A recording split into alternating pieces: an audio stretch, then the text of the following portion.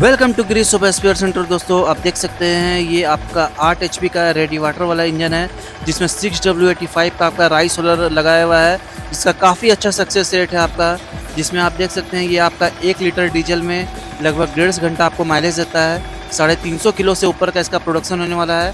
काफ़ी किफ़ायती होता है उन किसानों के लिए जो किसान कमाना चाहते हैं, जो अपना घर में धान को पीस के कमाना चाहते हैं।